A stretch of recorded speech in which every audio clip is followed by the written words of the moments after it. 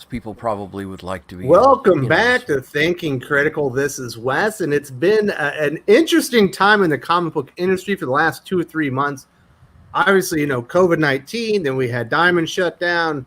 Right now, we're in the middle of another crisis. And yesterday, a monumental occasion happened. DC Comics has officially, they said, I've had enough. They are on a break from Diamond after 25 years of working together. And obviously, it has caused quite the buzz in the comic book industry. And we're definitely going to be covering it right here for the next 2.5 hours. We'll see how quickly we can actually get through all this information. We do have a lot of great comments that were from the viewer, from comments from the video yesterday that I posted. Obviously, Perch posted 2 videos on his channel. Yule's here, Paley's here, both comic retailers. Doc's here. I don't know why Doc's here. Doc, why are you here? Because it's Saturday and I have nothing else to fucking do. Well, there you go. That's why Doc made it. he was free. All right, Yule, how you doing, buddy? I know you're out there in Cali. Yeah, I'm doing great. Had a pretty good day yesterday selling comic books. We're open at Fantastic Comics and looking forward to our new distributor, Overlord. Perfect. All right. Also, with us is the curmudgeon of Critical, Pele. How you doing? Oh, great! It's been a wonderful week. I felt so live and wonderful. Then I found out that DC broke up with Diamond. I did a little dance and laughed. Just completed my whole day. You're one of the few retailers. It looks like it's 100%, against DC right now. But I think we're going to find out that that's not quite the case. Also, with this, just jumping into the stream is our good friend from the Real Comic Book Gamer, Dylan. How you doing, buddy? Uh-oh. He might not be quite ready. Okay. Last but not least, Perch, how you doing? Yeah, I'm doing fine. I think it's interesting to track this stuff. We live in interesting times, and it's nice to see the walls have burst. We're getting some progress put in place. So not all that progress will be clean. It'll be interesting to see where it all goes. So I found the timing to be odd and quite unfortunate, to be completely honest. Although I'm not negative on the whole idea of what's happening. Paley, what did you think about the timing? Was this bad timing on DC's part? No, I think this was the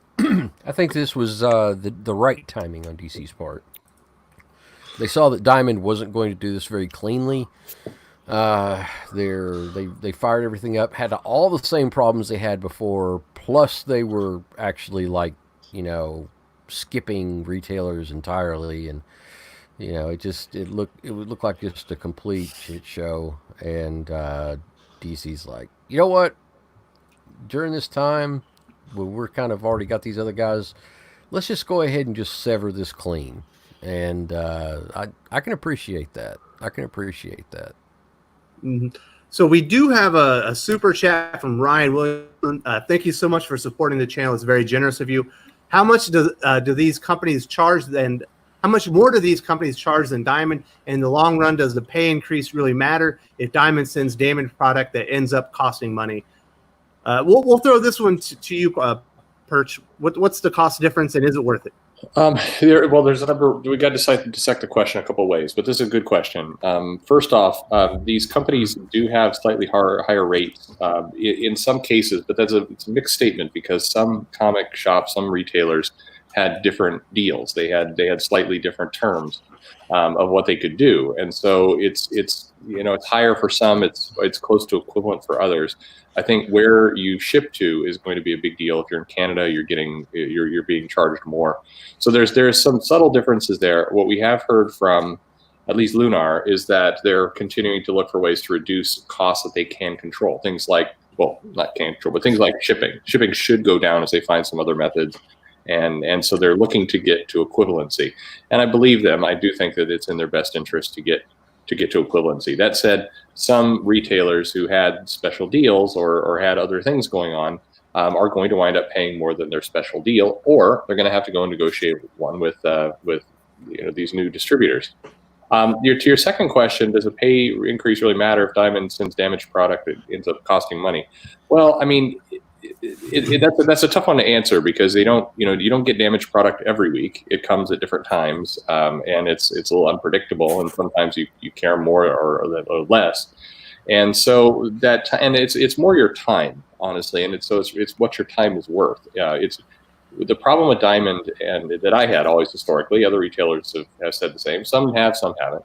Is that I'll get shorted orders, or it'll always be clear what I'm missing. Like I order 10 copies of something, I get 6, but in the flurry of putting up, 1,000 comics, do I notice? And then, when I do notice, how do I go back and track it down and make sure? So it's that kind of built-in paranoia, if you will, that Diamond had put in that winds up costing a lot of time. I believe that when all the smoke is cleared by, say, the fall, I think that these new companies, with the exception of places outside the U.S., I think there's still a challenge there, will have equivalent pricing. And I think this concern at least will go away. But that's at least what I'm hearing. Yeah, I'm paying about 10%. I'm paying about 10% more right now, which I can understand. I've already talked to them about that, and they're already working on it. But the shipping is, I think I paid $2.50 more for shipping. It's negligible. So it's a growing pain, but I'm not really concerned much about cost on that as I am about damaged product, because more often than not I got damaged product from Diamond. It's just 85% of the time I got damaged product from Diamond, or I got shorted, or and no explanations. So you don't mean 80% of your product was damaged. You mean 80% of the time you received some damaged product, correct? Yeah. I received an appreciable amount of damaged product. There's always at least some, but there's always some. Yeah, but there's always some that's damaged. But 80 to 85% of the time, it's like, oh, I can't put out this entire title because they're all damaged. So yeah, and the other thing about not getting something in or something being damaged, even more than like, oh, I didn't realize I didn't have it, or when these comics are so they're like bread, it'll stale, it'll go bad. Yeah. If you don't have it out on the shelf that first week, most customers can be loyal, but some aren't. And it's not even that big a deal. You go somewhere else to get stuff if other places don't have it. That's what we do anywhere. So it's not really a big deal that they do that, other than the fact that I'm waiting for that merchandise to come back in so I can sell it later on. It's useless 2 weeks, 3 weeks later. Well, Yeah. the pull list discount creates loyalty.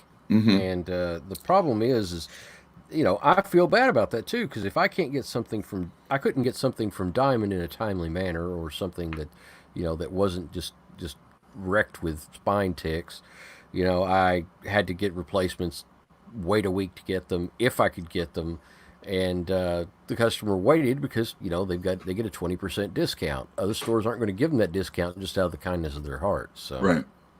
Well, we have a lot of times in my other location, we have a lot of walk-in customers. So if something's popular, or you hope something's going to be a big deal, you get extras for the shelf, and when they're not there, those people that you're trying to bring in as shoppers for you, again, if they go somewhere else, so then you're still stuck with that stuff later on. Yep. So I do want to say thank you very much for supporting the channel. Ryan Wilson is very generous of you. I really appreciate it. Here's some information from Larry Comics. Hopefully he's going to be on the channel tomorrow, and we're going to get his perspective on this. He's much more pro-Diamond than some of the retailers here today. So I definitely want to get that out there just on a one-on-one with him.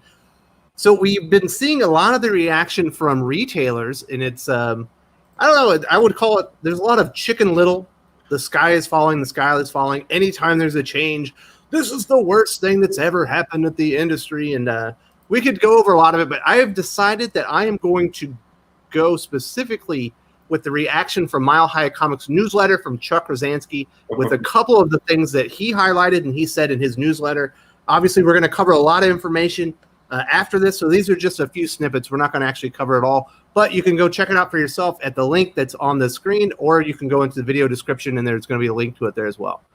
So the first one that I wanted to talk about is, here it is. So we'll throw this one to Doc. This is what Chuck had to say. He was blindsided everyone at noon by sticking a shiv into the back of Diamond Comic Distributors and Diamond founder Steve Jeppy. Did Steve Jeppy receive a shiv to the back from DC Comics?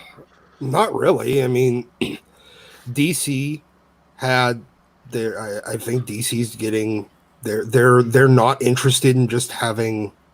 They're not interested in continuing to do business just because they've historically done business. They're taking the opportunity to reevaluate business decisions, and that's what any of them should be doing at all times. I mean, I understand legacy relationships and everything, but when the other guy's screwing you and you're not getting anything out of it, I mean, add to the fact, no, they didn't screw Diamond. They had an offer. You know, they're working with other companies, and Diamond's not paying them. So why in the hell would you stick around with the company that's not paying you? Yep. Mm-hmm. So another one of the interesting things that he said, and this one's going to go more into why he thinks this happened. This is what Chuck had to say. First of all, they want to drive more business to their online channel. Second, they think they can do just fine on their trade paperbacks and hardbacks, selling them to traditional bookstores through their distribution relationship with Penguin Random House. Third, their recent experiment of selling $9.95 pseudo comic books through Walmart and Target has shown them quite clearly that they can generate massive comic book sales without a single comic book specialty shop remaining in existence. Pele, do you think that DC Comics is trying to end the direct comic book market? No. And I want to add something about his comment about pseudo comics going on sale over at Walmart. I happen to see lots of bundles of Marvel comics being sold for 4 or 5 comics for $10 at Walmart. All in a nice little bundle, and they're sitting over there next to the DC pseudo comics that are on sale for $4.99. Who's whining at Marvel for these massive discounts that they're giving to Walmart so that they can sell these special bundles of Marvel of you know, these aren't just regular editions either. They're special, you know, they're special Walmart exclusive covers. They're popular. The Spider-Woman, I think now, is going for like $25 or $30. That's Spider-Woman #1 that was exclusive only to Walmart. You know, come on. You know, this is a load of crap. You know, I don't even understand. Walmart and these other companies like that have had deals with comics companies for, you know, a decade now. And now he's saying that this is DC's way to be stabbing you in the back. Oh, come on. You know, it's the worst single worst point of failure in all of comics is Diamond.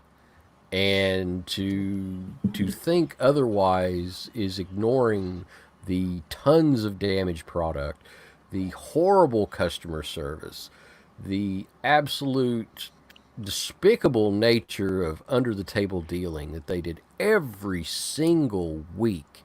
You know, come on, it's just, it's ridiculous. It's absurd. And the only people that are screaming and crying right now are the ones that were getting special deals, and now they're you know, going to have to change the way that they do business or just stop carrying DC altogether. And that's their prerogative. They want to do that, fine. But, you know, they're only mad because they were getting deals that nobody else was going to be able to get anyway.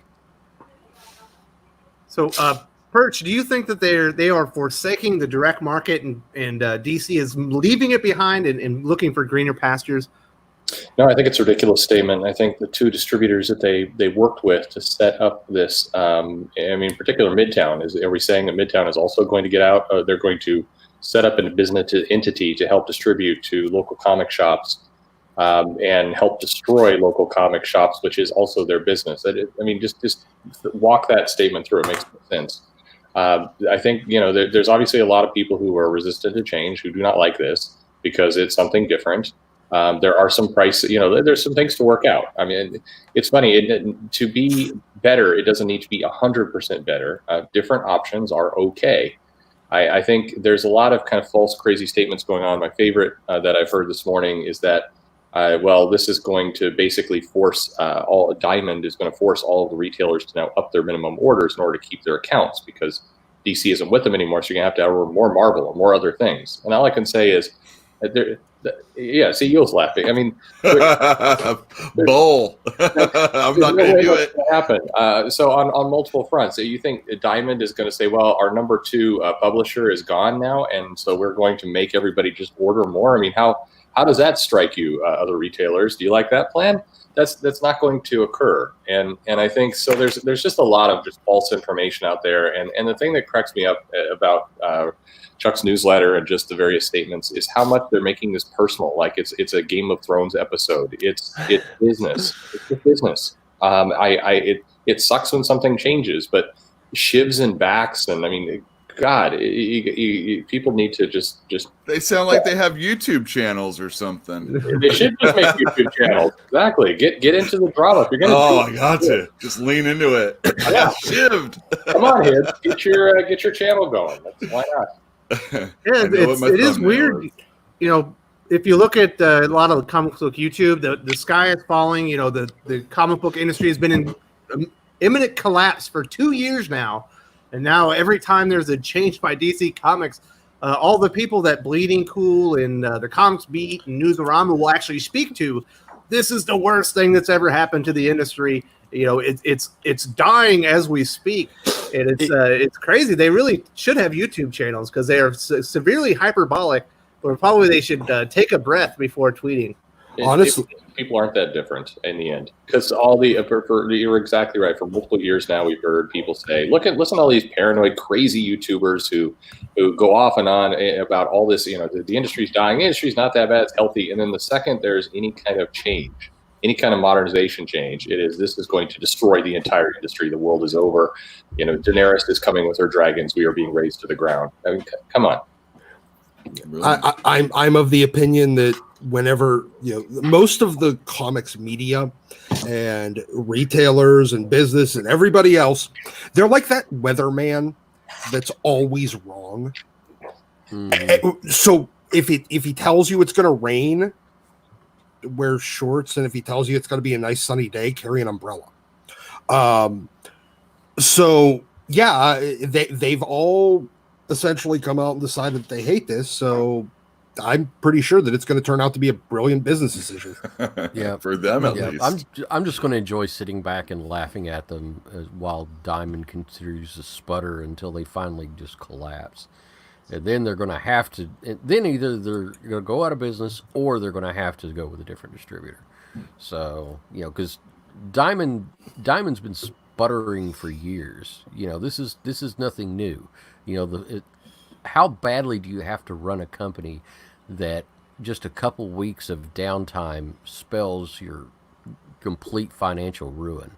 I mean, I don't know what Jeppy was doing with his money unless he was, buying hookers and blow. He wasn't making he certainly wasn't reinvesting it into his company. If there wasn't enough money into it, I mean, it's not. Some people have speculated like, oh, he was buying boats and property. No, there just wasn't a lot of money in this business, and so less than 9 days in, they had to furlough and be late on payments. I mean, that's not stable. So I think most rational people would look at that and say, all right, how do we do a number of things to stabilize Diamond, stabilize the industry, find a second and third option, make sure that one source of failure doesn't blow the whole thing up, because the margins are so thin that if God forbid Jeppy got sick, if there was a fire in the warehouse, would that shut down all of comics? It shouldn't.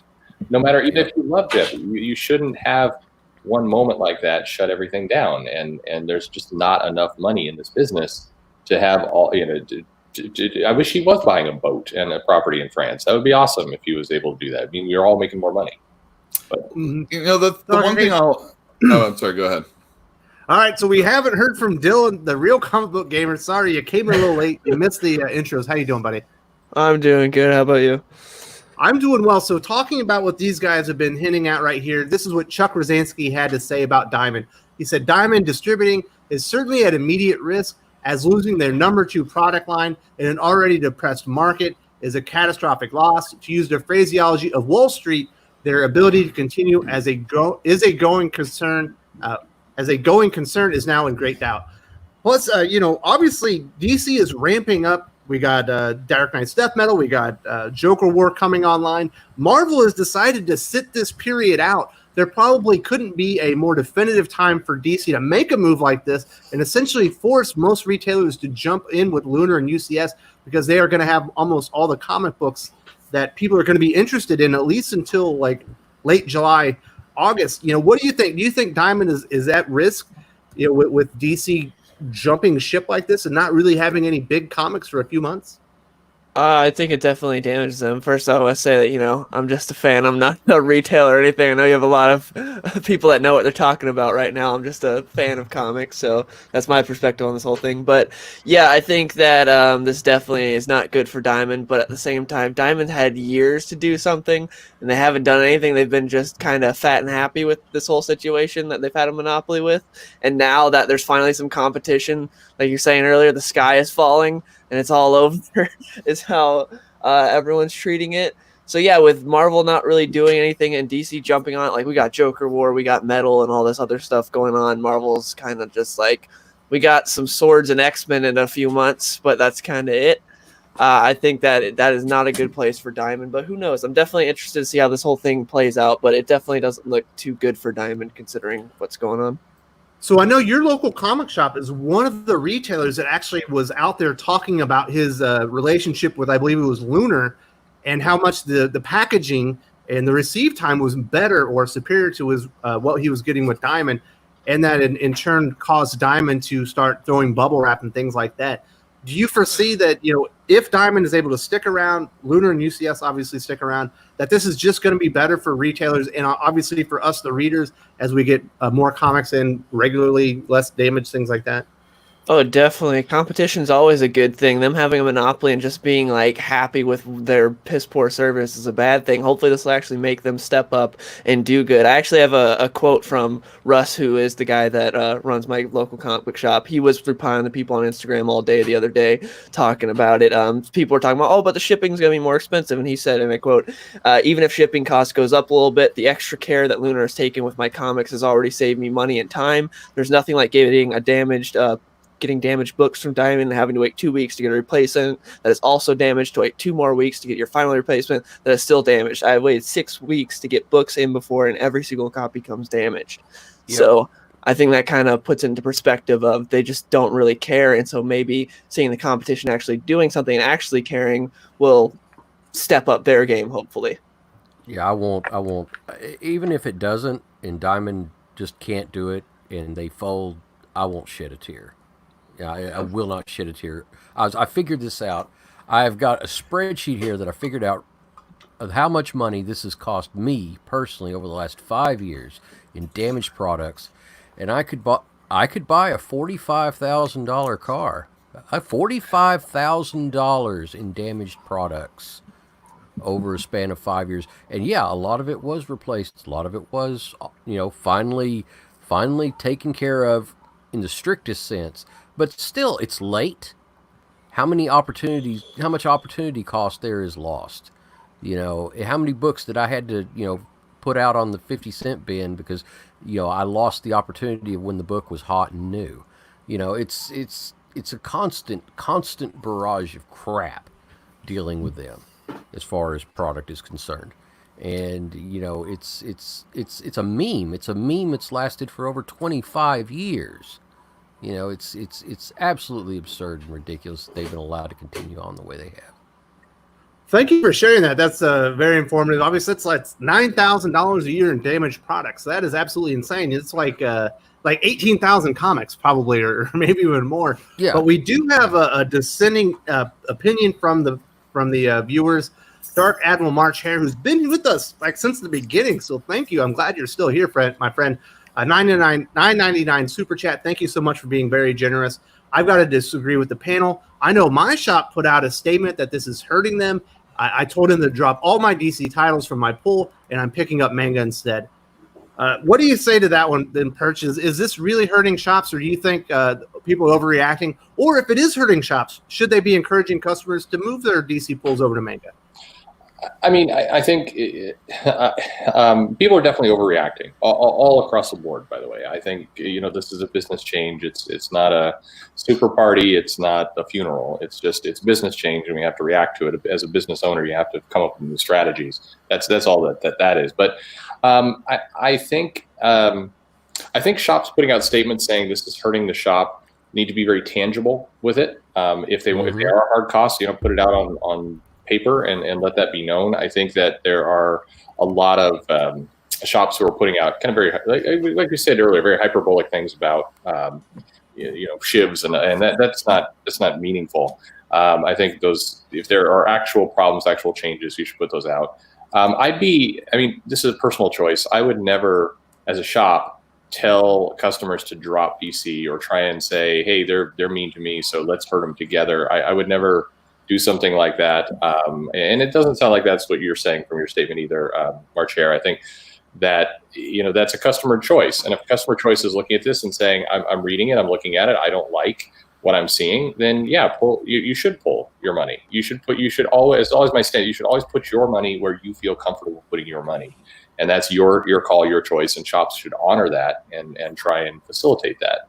I think that, So keep in mind, I lived through the era where shops had to move from paper order forms to fax to digital in some cases, and there was howling and screaming from people when fax options went away. I'm not going to speculate on the age of any of the people on the panel to know if you remember that, but there was that screaming that went on. There was, change happens. For that matter, I remember when there was a big anger with the retailers about having to go to a digital cash register and offer credit cards, and some people really drug their feet and resisted that. So I think this is a change. I don't think it's as catastrophic a change as people are saying. Everything is ramped up beyond control right now, and I think it's just another ordering system. And what you're seeing in some cases are some shops have become used to ordering from one place for everything and having one order form, one thing to deal with, and that's it. And those shops were becoming a minority because you can't survive in business that way. You have to have multiple suppliers. You have to be able to get your product. Otherwise you are throwing money away over time and you're not selling everything you could sell. So I'm hoping that when all the dust is settled with this, it actually does push comic retailers to have a little bit more of a healthy system for their shop. But I think that will happen. I think you hit the nail on the head with that. Okay, so I do want to say thank you very much to Dark Admiral March here for the $9.99 super chat. Very generous. Thank you for supporting the channel. We do have a super chat from Fatal J, $5. Thank you so much for supporting Thinking Critical. It's very generous of you. DC and Marvel never need a diamond. When their comics can go to places like Walmart, Target, etc. It's sad for the LCS. I think I disagree with this one. What do you think, Paley? Did DC and Marvel need Diamond? Yeah, Diamond just kind of had them over a barrel in a lot of respects.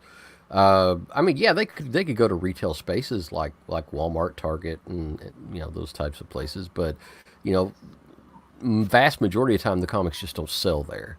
I can go to most Walmarts right now and buy some of the Walmart exclusives from DC that are 6, 8, 12 months old that are still sitting back there in the dark corner of the store. It's not like they actually move very well. The only place I know of that they do well is the store managers that actually give a shit, and they put them in a place where the customers can actually see them. But it's not a comic shop. It's not a place that's designed, for presenting comics in the best possible light. And the comic shops, they are, whether Marvel and DC like it or not, it is a symbiotic relationship. And digital comics don't sell the way they'd like them to. The direct market, exists because the subscription model just never got up off the ground. So it is what it is, and if you don't have the direct market, then you just don't sell printed comics. and they figured this out. They know that's how it works, and for whatever reason, neither one of them decided to get off their ass and put out a decent effort to get to the direct market into their controls. So, it is how it is, and Diamond hasn't really. They had this wonderful opportunity. They had Marvel and DC in the palm of their hand. They had decades to smooth all this out, get in where they could have excellent customer service, providing top-notch product, and they sat on their laurels and they did absolutely nothing with all those years, and that is just it's piss poor and it's a shame. Monopolies never need to improve. Don't do it, Doc. Thank you so much to Fatal J for the $5 super chat. I really appreciate you supporting the channel. We're very, very generous of you. If you're enjoying the conversation, if you're liking the chat, please give us a thumbs up. We really appreciate that. We do have another super chat from Everett Todd for $5. Thank you so much. Very generous of you. I saw a comment on another channel that Diamond might not have rebooted if Warner didn't set up Lunar's UCS. Now, it certainly appears that way because it sounded like when Diamond set up their payment plan that they weren't really planning on coming back online until mid-June, maybe mid-July. Doc, what do you think about that? Did DC setting up the two new distribution platforms encourage or even force Diamond to come back early at May 20th? Oh, it absolutely forced Diamond's hand. They didn't have a choice at that point. It was that or entirely lose DC right then and there. They thought that they could still talk DC out of this whole Lunar UCS thing if they just come back online sooner. If they do their job, that they wouldn't look at replacements. And yeah, it absolutely forced Diamond's hand. They didn't want to come back. They didn't want to come back anytime soon. No. Well, I didn't think they could. I mean, they had to spend some extra money to get some things done. I think we have heard enough from close retailers to Diamond and other people that said that you were absolutely right. They were looking at mid to late June. Now, the whole world is all over the place in terms of when things can open up. I mean, because of the protests, suddenly King County, and it's the largest county in Washington, it's like, hey, let's move everybody to phase 1.5 and get restaurants open. It's like, so the rules are shifting day by day. But Diamond did definitely came back earlier than they were expecting, and it's because of competition. And I don't think that's a bad thing. Competition should drive better behavior. But with DC leaving now, they don't have as much product as they would normally have without DC. Right. Marvel's not putting out hardly anything. And IDW canceled everything except basically Rob Liefeld's Snake Eyes, or at least for the time being. Boom and all these other companies, I don't know what they were doing. Image, you would think, would have a lot of stuff potentially because it's up to the creators to create, but then it's up to the creators to create. So what's Diamond going to do now without DC? They don't have anything to sell. Hold up. Thank you very much to Everett Todd for the $5 super chat. Very generous for supporting the channel. We do have some more of these to get through, fellas. We're trying to keep on schedule. So we do have another $10 super chat from Paul Baker. People are being hyperbolic, but the complaint that I completely get is that the shipping cost of the new distributors means that most international shops will lose money if they buy DC monthlies. And I totally get this one. We're absolutely seeing this. I saw the shipping costs for comic books just into Canada were astronomical. Obviously, to get them here to the Philippines, the United Kingdom, other places like that are going to be even more insane. Perch, do you know if they're going to bring in a new international distributor? Because at this point, it feels like they're not solving the problem with international, and that is actually a pretty big part of their market. And I can tell you that just from the demographics on my channel. I mean, they've said so. They've said both groups have said that they will aggressively fight to get international shipping down. And so I'm going to say I believe them. I think it's in their best interest to do so. I don't think they're going to leave it the way it is. This isn't the status quo, and I think the only this isn't all perfect. I think you could make a very solid argument that DC bungled some of the announcements. I think they did do a poor job on some of that. I think that the press was vaguely written in some cases, which was bad on them. And I think there's a couple. I mean, they did a lot in 2 months. So I'm picking at something. They did quite a bit in 2 months. But one of the things that they did miss is on this international shipping and setting up some other options for delivery that, they really should have handled before making this move. It sounds like Diamond forced their hand a little bit. I'll put $100 down right now for the panel, for whatever it's worth, that before June 20th, before the last third of the month, there will be different plans for international shipping. I guarantee before this all closes down with Diamond, I can guarantee you there will be something announced on that. I think the sequence was all wrong.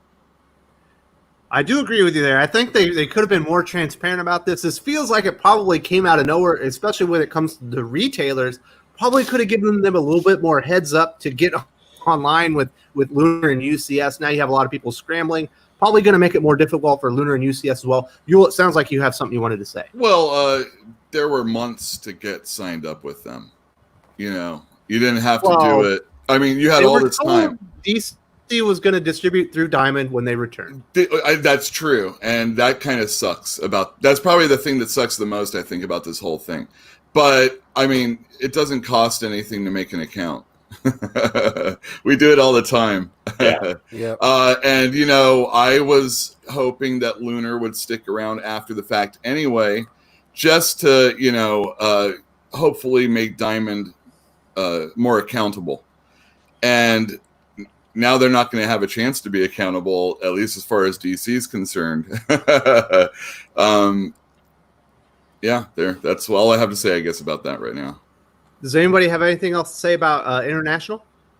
Well, I think that the people, if Diamond wasn't really considering coming back until like June, July anyway, I'd imagine then that Diamond, that Lunar and UCS have the opportunity to get everything sorted and ready, for the next month.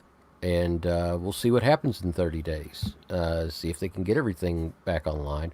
I know that we'll say, we're going to miss issues. No, you're not. They're still going to have those issues available. They're still going to, they won't be in a timely manner, but you weren't going to get them in a timely manner to begin with until June or July as it was. So let's just see how they get the pricing structure down, how they get the international shipping on track. And then we'll be judging, sometime around about the end of June, 1st of July. We'll see what happens. Well, I'm of the opinion that you're still not. The DC isn't done yet, and what I mean by that is just Lunar and UCS isn't the end of this. It wouldn't shock. I still have a very serious expectation you're going to see a European distributor, and you may see a Canadian distributor. They may look at whether or not they can do that, because look, as it stands right now, getting product across the border to say if there's 200 comic shops in Canada, I don't know how many there are. There are not that many. Okay, well, fine. If there's 100 comic shops in Canada, if I'm just going with a nice round number here, shipping 100 things across Canada into Canada is a lot more expensive than shipping one box truck every single time. Canada is a really big country, but we can't get completely stuck on this one. Thank you very much to Paul Baker for the $10 super chat. Very generous. I really appreciate that. We do have one more super chat from Dark Admiral March Hare, $4.99. Thank you so much for being generous and supporting the channel. It is my understanding that ordering through these new outlets is giving the competitors, meaning Midtown and DCBS, your ordering information. Am I being misled? Yule, what do you think about that statement? It feels like it's misleading. Well, you got to give people information if you want to get something from them. It does suck in this. All right, so taking that Canada thing and putting it onto this also. Hey, everybody, if you can't get your comics from your comic store, just to let you know, DCBS, they ship it. It's at a discount. That's kind of the thing I think about even more. Like, that's the one aspect of shadiness that I could see. And I know I've talked about it before here, is that, it does have a potential of driving people to the people that are distributing to comic stores. So, and then on top of it, you have to give them the information. I think that other stuff is more likely to hurt me than actually giving ordering info or anything like that. I have also heard that people are like, oh, well, they'll hold back the variants that are popular, or something hot's happening, like Captain America is going to get killed. And they'll hold it back so that the stores, instead of the 10 that you ordered, you're only going to get like 6 of them. And that's, again, like Purchase said, that's a bad business model if you're trying to set yourself up as someone doing something. To not do it is just going to prevent people from wanting to, work with you. Yeah, and there'd be enough if you, just playing this out, there would be predatory business practices that could run into actual legal problems. I mean, if you order something and it's proven that the distributor is giving themselves copies that you ordered and you weren't creating a fair system, there's actually many laws against that, and that would be a very clean one. I mean, that would be an easy one to go after. So I just, it's very, you have to really stretch your paranoia to believe that that's going to go on by a company owned by an AT&T, Time Warner, that is, always under some scrutiny anyway. It's just, it's very unlikely that would go on. And the other piece is, and I get it, I think that private store information should remain private store information, period. I do believe that there should be some walls up. But this is a case where, 8 months ago, Diamond had leaks where the ordering information for everyone went out to everyone. Bleeding Cool was publishing it. So it's like, it's not like this information hasn't gotten out there. It's not like there has been at least some claims, true or not, that Diamond occasionally would give more insight into people like Mile High and others than the smaller guys. So I'm not sure anything terribly changes here.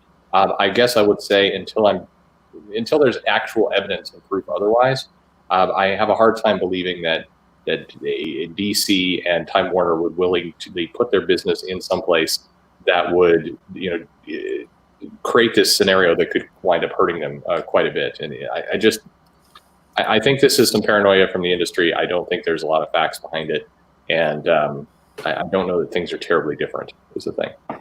So I do want to say thank you very much to Dark Admiral March Hare. Very much appreciate you supporting the channel.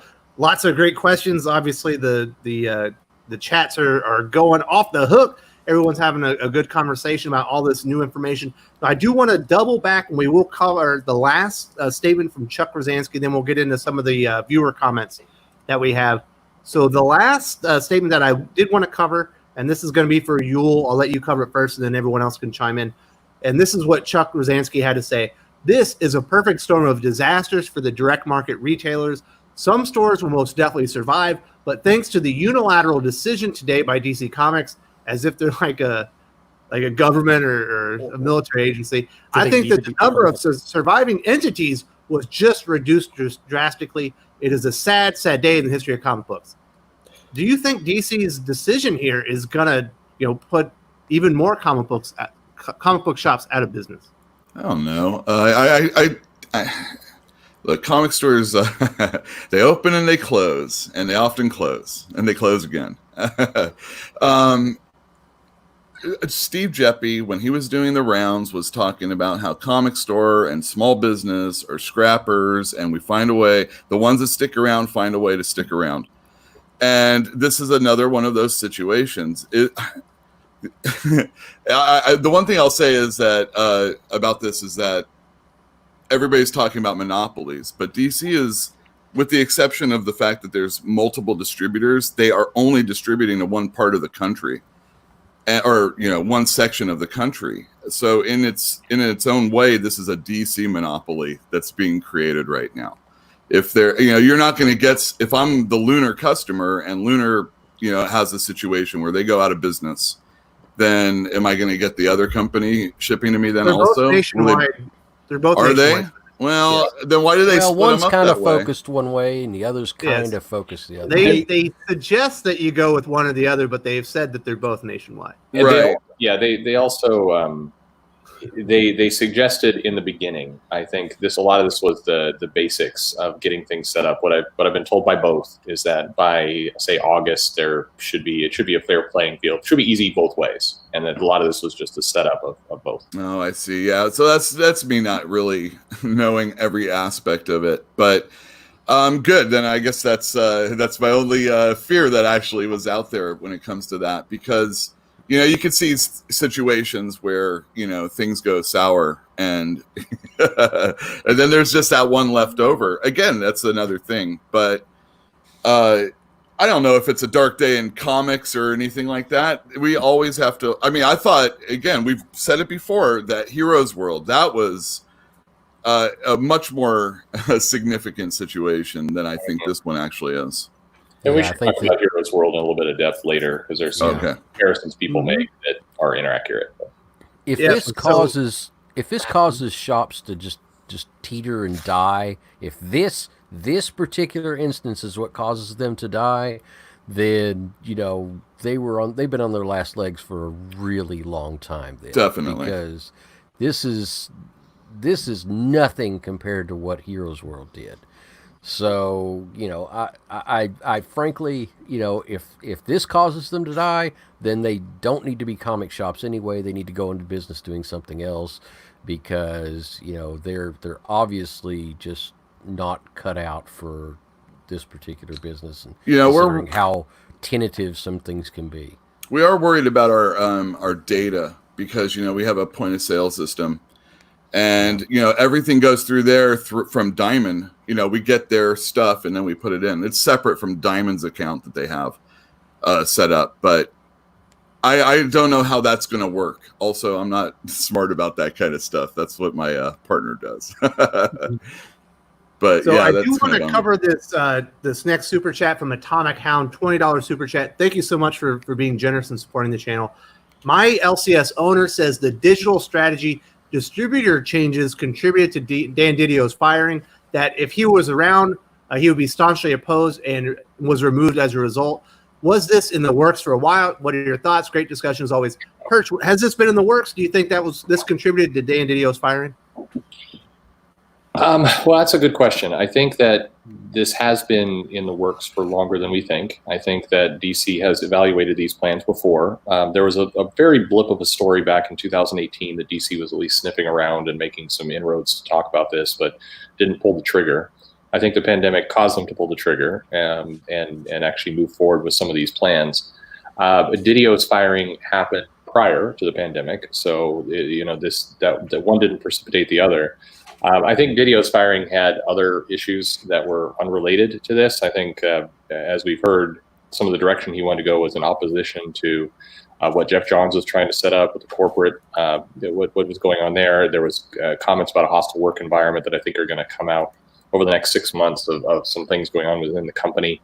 I've been reluctant to carry them because they're very much rumors, but there's some things out there that I think are that are going to come out that will make it a little bit more clear. So I don't think it's necessarily connected. The one piece that I think is connected is Didio. I think was happier with the status quo. I don't think I think he would have opposed it. I think this decision was above him in his role. I think people should kind of remove the notion that like Jim Lee was sitting in a conference room and making all these decisions on his own. There were other people involved besides Jim Lee, both higher up the chain and lower even at different levels. And so I think Didio would have been opposed to it, but in the grand scheme of things, I think they're separate issues. So thank you so much to Atomic Hound for the $20 super chat. Very generous of you. We are going to move on to our next topic, and I do really appreciate that. So let's talk about some of the viewer comments, from the video yesterday. And I'm going to throw this one over to Dylan first. The question becomes, will Diamond cancel Midtown Comics and DCBS accounts through Diamond? If I were them, I would. They just stole their second largest account. I would hit them right back, and that's from Chris Barchuk. Probably murdered that, but he is in the chats right now. Dylan, do you think that Diamond is going to have some reprisals for this and maybe remove the accounts from Midtown and DCBS as payback? I guess it depends on how petty they want to be. I don't think that would happen, but who knows? Like if they really wanted to be that petty, because I know some people would see it as justified doing that, but I feel like a lot of other people would see that as looking bad on Diamond for doing that and being really petty. But who knows? I'm not even sure if it's legal. I mean, can they do that?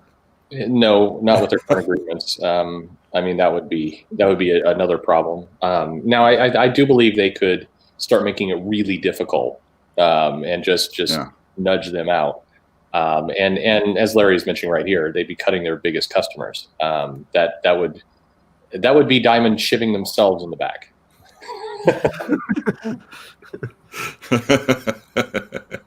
So do you see other comic shops that are opposed to this perch? I know that they do reorders through DCBS. You can do it through Mile High. Do you think that they'll take their services other places and maybe try and hurt them financially for going along with this thing that they're so opposed to? Yeah, some may. I think some will. I think there will be a couple months and all this, but I mean, it depends on how you feel about this, just emotionally. The reality is Marvel's events have stuttered and struggled this year. I said this in a prediction I did somewhere. I don't remember now if it's your channel or where, but this timing was terrible for Marvel. They were in the middle. They hadn't built up their books. It was perfect for DC. They had built up, through complete luck, this road to death metal. Kind of felt like when a season of a TV show goes on hiatus for the winter. They had set up the cliffhanger at just the right moment. The only book that was kind of interrupted in its flow was Batman at a good level. And even there, Joker War hadn't started yet. So, I mean, their timing couldn't have been better. And so when the comics roll again, when we're into June, July, they've got the momentum. They've got the book that everybody wants. And so a lot of retailers, they can grit their teeth, they can scream, they can be really complaining about it. But if they're going to suddenly now cut off DC, they're going to be cutting off certainly the attention and the bulk of the revenue for the late summer or fall. I mean, death metal is going to own the shelves. And that's just, and frankly, the other piece that you will see over the next 2 weeks is that several of the indie publishers, now that they know that Midtown and DCBS, or now that they know these two distribution options are not going away anytime soon, you're going to see them move. And so it's not going to be DC only. I would say before July hits, it will not be DC only. There will be some other publishers that will be there as well. Well, you think like an Image? I don't think that. I think Image and Marvel will be the holdouts. Okay. Image, Marvel, and IDW will be the last ones to the table, but I guarantee you that some of these other guys, Bold, Boom, they will go. They absolutely are going to go.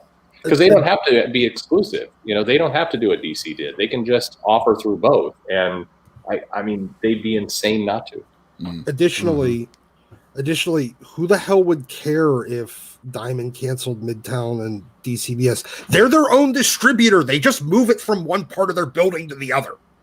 Well, I mean, Midtown, they just order more. Yeah, I mean, Midtown would care because they wouldn't get Marvel anymore. Well, yes, but they're already handling Marvel's subscription service, so they just up their order.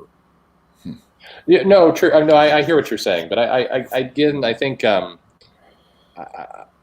I'd be very surprised, and so there's a lot of people in the industry and a lot of retailers, and I'm in Facebook groups, and there's a lack of kind of how business and law works. I think sometimes with a lot of people, and this move would be bad legally if it happened, and it would be bad for business because it would be Diamond shivving themselves.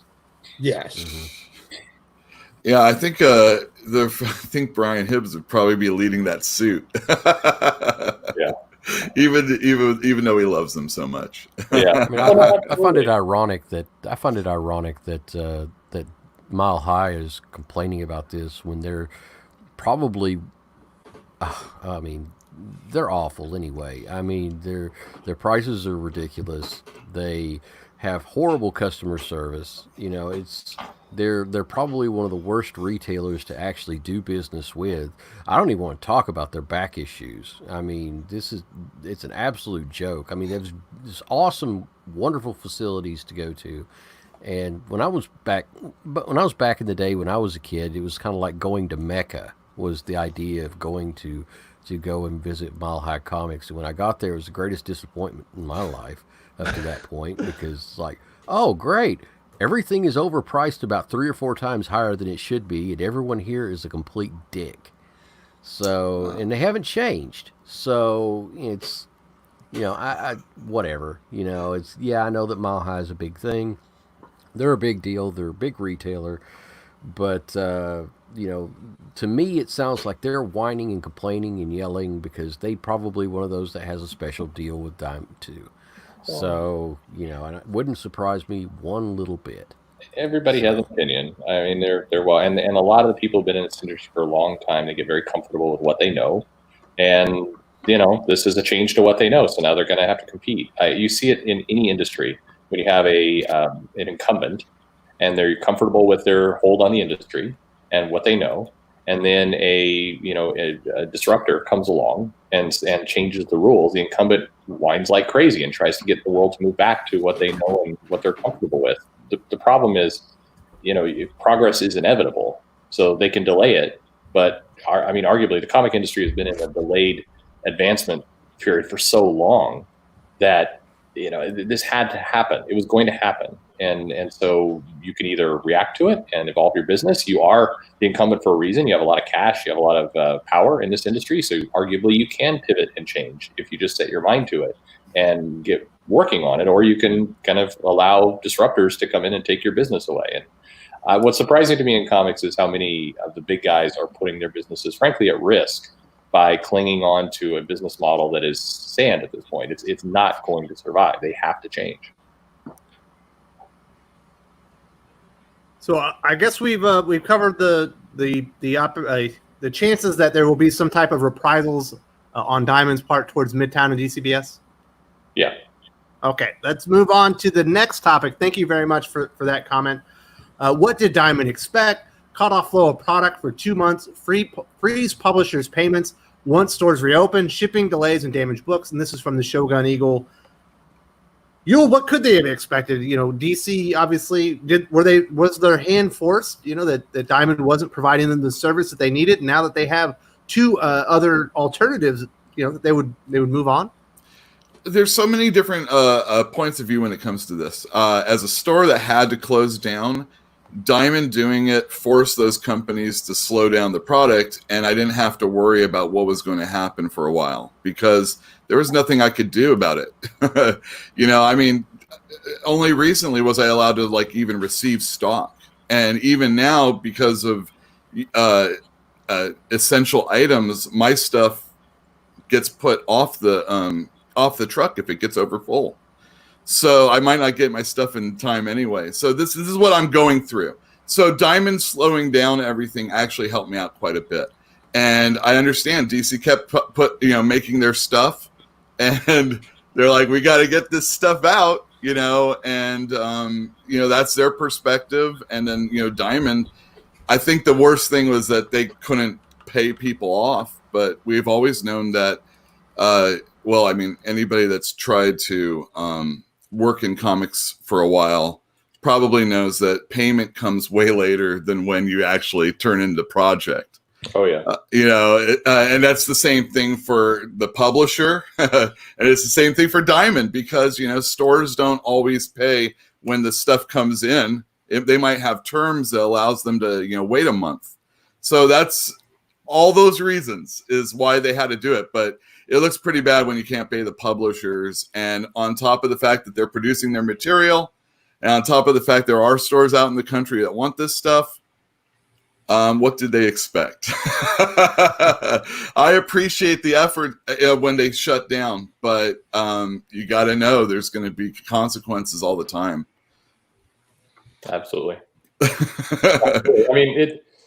I think this whole shutdown in general, all shops, all businesses, there was this kind of weird expectation that we could just hit pause on the world and everybody go home and they watch Netflix for maybe 4 or 5 months, and then we'd be done and they'd go back to work and everything would resume normal. And you can't shut down life and not expect people to start to find other things to do or resist in certain ways. I mean, a lot of what we've seen with the civil unrest and everything else is a result of we've had people locked in their houses for 2 months and it bubbles out. They've got to find another way. It's going to be true for protests. It's going to be true for business. It's going to be true for anything. It's the shops up here. There were a handful of shops in Washington, smarter than me, who quickly pivoted and figured out they could sell weed in their shop and be opened up as an essential business because that was allowed under phase one. Just wait until after this whole thing ends and the amount of DUIs you're going to see from everybody going out to the bar. Well, Jesus Christ. Oh no, I mean we there's counties where I live here that opened up. And yesterday was the entry into phase two, and like on the news last night, it was like there's these just wrecks all over Orange County of people just crashing their cars. Of course, I mean this is. I say all this not to pivot our conversation, but in light of comics, the pressure builds up like a balloon. Eventually, it's going to pop, and that's what's happened. It's natural, and so you can't a pop balloon. You can't piece it back together. You have to figure out what the new world looks like. So, Dylan, we haven't heard a whole lot from you. What has your local comic shop retailer been saying besides that they was getting better, product from Lunar? Does he have a problem with Diamond, or is he just keeping an open mind about all this? He's not a big fan of Diamond. He talks about how every week about 10% of his books are damaged, and so he's happy with Lunar, and he was talking about how he's heard the complaints from other stores and he disagrees with them, and saying that stores that are going to stop ordering Batman, Superman, Harley Quinn, stuff like that are essentially cutting off their nose to spite their face. And so that's his opinion on this, and that's what I've seen from most people, it seems. But yeah, there are those some retailers, it seems, that are very stubborn about this, don't want to go away from Diamond, but he is very happy with this. And he, like, the whole time I've been going there, almost always I've heard him complain about Diamond, because just I'll see it all the time on the shelf. He'll have to put up books that are like the corners are bent, books are damaged. I've had it before to where some of my books are damaged, and he'll come and he'll give me that copy and be like, here, you don't have to pay for this. And once the actual undamaged copy comes in, if it does come in, you can pay for it then. And he's just had so many problems with Diamond, so he's essentially like, finally it's about time. I'm excited to see what they're going to look like when they come in, because I've seen the people's pictures out there. But I know to see the comics not all damaged. I mean, I'm a fan. I've been collecting comics. I collect comics to read. I collect comics to preserve, for all sorts of things like that. And when you don't have that option at all, it's kind of it sets off those OCDs in a lot of people. And I see a lot of people in comic stores with OCDs, and just Diamonds. It's not even so much that these boxes nowadays suck and that they put stuff in. There's such a haphazard way that they pack. I mean, these are fools a lot of time. I mean, the stuff that I've seen recently with the stickers, I mean, it's just as bad as before. Yeah. I mean, I remember a while back that Diamond has a bad habit of putting the incentive comics into like just its own separate boxes. You order from Diamond and you get like boxes with the comics in it. Then you get a box that has like your little statues and your little odds and ends and buttons and crap like that. You get that's in a separate little box. And that's where they stick the incentive variants. Your 1 in 100, your 1 in 500, these books that you're hoping that you can sell so that you can balance out the fact that you had to get so many issues just to get the damn thing. Oh, they throw that in there with no bag, no board, just like it is, just haphazardly thrown in there with a big statue on top of it. And you like pull it out and it's mangled. It's like VG condition if you're lucky, and you're like, well, what do I do now? You contact Diamond. Sorry, that's it. Enjoy. Oh, thanks. Wonderful. I can't sell this now. And that's happened so many times I can't count. So we do have a $5 super chat from JDC. Imagine discussion with AT&T execs. Normies, when you're told single distributor shut down, owes you money, and you can't distribute your product. Wow. Doc, I do want to throw this one to you. It does seem like there are a lot of people kind of putting the pieces together that this is probably coming from AT&T. And I've even heard, we saw Rob Liefeld, I believe, recently said that he believes that DC is are in desperation mode and they're doing anything that they can to survive because they're in jeopardy of being shut down by AT&T because they've lost money during the pandemic. Is that what you see this all being a part of? Is DC is desperate, or do you think DC is strategically changing their vision of what their comic book strategy is? I think they're strategically changing their vision. I don't think anyone at AT&T or whatever really gives a damn. DC Comics division is such a small fish in their pond that the couple $100,000 that or even a couple of million that Diamond might owe them is kind of irrelevant. Like they wouldn't really matter to them. I mean, it matters, but what they're doing is they're trying to take the opportunity to do two things. One, show the execs at AT&T, hey, we are making proactive. We are taking proactive steps because of this situation, and two, we're putting ourselves in a position where this can never happen again. And they've done it. They're putting themselves in a position where what happened before can never happen again. And that's going to, first of all, it's going to show all the execs there that they're recognizing problems, seeing problems, fixing problems. And that's really what most executives are about. It doesn't matter what the problem is. Are you able to recognize them? Is your management able to recognize problems, address them, and rectify them when they happen? And can you see potential problems in the future and recognize, oh, this can happen again. Let's prevent it from happening again. And that's what they're doing right now. But did they have to leave Diamond to do that also? I think that they just sat down at the table. I don't know exactly what crunch numbers. I don't know exactly what the deal as to why they entirely left Diamond. I don't. And I don't think anyone at this point can tell you otherwise. And they left Diamond with their pants around their ankles too. They did. But one, okay, so they got up and walked away from the bargaining table and just said, screw you guys. If this is how it's going to be done, we're not doing it. Now, I don't know what the sticking points are. I don't think anybody here could even guess what they were.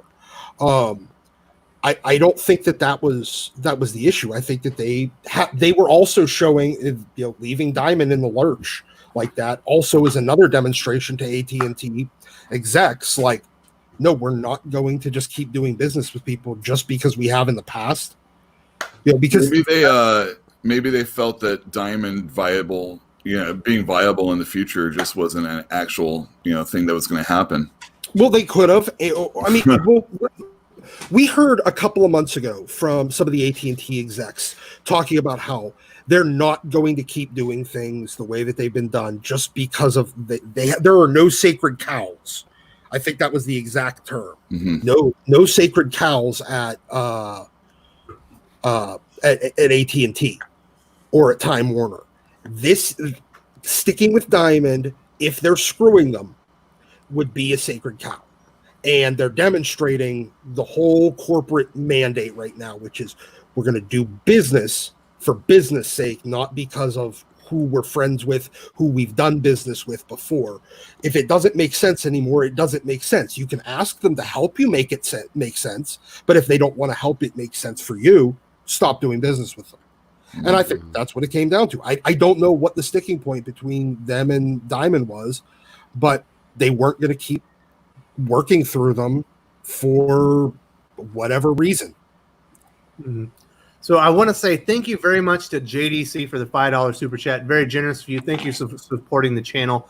We do have another super chat from the Club Cosplay, the Nerds Nightclub, $5. Thank you so much for supporting the channel. DCBS is the big winner here. They have the best service out of all of them. Dylan, who's the big winner in here? Is it DCBS? Is it Midtown? Is it the customers? Is it the retailers? Who do you think the big winner is? From this, I guess the customers, it seems. But yeah, I guess it's kind of too early to tell as well. We'll be able to tell in probably like a month or so who the real big winner is. But from my perspective right now, it seems like the customers, because again, like someone was saying in the comments before, if someone's like, hey, I'm not going to order DC anymore, you can always go to the next store and then they'll get your service. And so you're just getting undamaged books. You're getting also, you're getting Tuesday as a new comic book day as well. I feel like this is a good win for the customers, and again, that's from my perspective as a customer. I feel like this is a win, but again, who knows until we see this all play out. But I would say the customer is the big winner. Do we have any other people want to chime in on who think the big winner out of all this is? I mean, if everything goes well, it's going to be DC.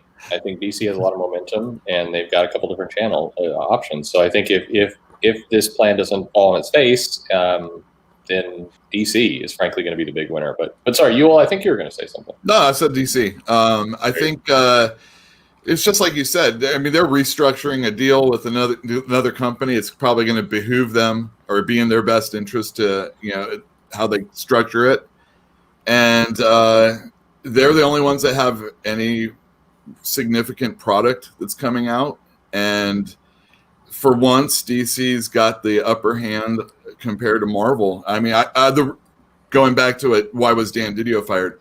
Because he couldn't make more money than Marvel. That's why. Mm-hmm. He could sell more comic books, but Marvel always made more money, and I think that's the reason. Absolutely right. I think another winner are the shops that actually like getting products intact. Oh yeah! I can't wait to see it. It's beautiful. It is beautiful. It's kind of dorky to care about that, but what are you gonna say? It's like you open it up. You opened up the box, which is a nice double walled box. And, you've got the neatly stacked. There's not a lot of wiggle room. You've got the proper packing material in there. And a nice little note on there on top. It says, "Please let us know how we're doing. Here's a direct number to our shipping and service department. If you have any problems, let them know. Send pictures, and we will get this rectified as soon as possible." And it's like, wow, that is awesome. So yeah, people pay for that kind of service. When they start getting more people on board with their service, do you anticipate that there's going to be a drop in the quality of the packing, maybe a drop in the quality of your customer service and things like that? Because they are going to be bringing significantly more shops on board in a very short amount of time. Mm-hmm. Well, probably. Well, we'll have to see. It depends on how many publishers there are involved with them eventually. Well, just imagine if they're only doing DC. We'll see. It's a risk. It's absolutely a risk. I think scaling with more publishers will be easy for them than scaling for more shops. I think because you've got these individual orders, that's where there's the potential for things to go down. But at least DCBS are used to dealing in scale with orders and a lot of different people, even at a small amount. So I think that's why they're picked. So it should be okay, but it definitely is something to watch out for. Whenever a company gets strong, a lot of people loved Amazon's customer service 20 years ago. That maybe they still love it, but things change. I'm just saying. So I do want to say thank you very much to Club Cosplay for supporting the channel. Very generous of you. We do have a super chat from Ryan Wilson. Great thing about the free market is if one shop won't sell DC, the shop down the street can and end up picking more customers. Dylan, you are a customer. What are your thoughts about some of these shops kind of threatening that they're going to drop DC Comics? I've seen some of them saying they're going to sell all their DC Comics for $1 each until they're gone, which I think might backfire on them, because if people go read those for $1 each, then they're going to come back the next week and be like, I'm looking for more Hawkman now that you got me onto it for $1. It turns out it's a good book. And then they're just not going to have DC after that? Exactly. That makes no sense. I'm happy if they want to sell DC Comics for $1. That works for me. But to not order more DC when, like we've covered, they're the only ones coming out with big books in the coming weeks makes no sense at all, and just seems really stupid and stubborn. And I don't get all these people that are just the big backers of Diamond right now when DC is the ones coming out that has all the hype. And you're just going to ignore that, and you're going to drive them to either other shops in your area or shops that will ship. Like my shop has that. Yeah, my shop has that set up to where they'll ship anywhere in the U.S. So you're just going to drive them to other places. It's not like, oh no, my one and only option is done for. The internet doesn't exist. I have no more options. It's like, it's 2020. People have plenty of options. If you're not going to do it for them, then they can go somewhere else. It's just stupid. Yeah.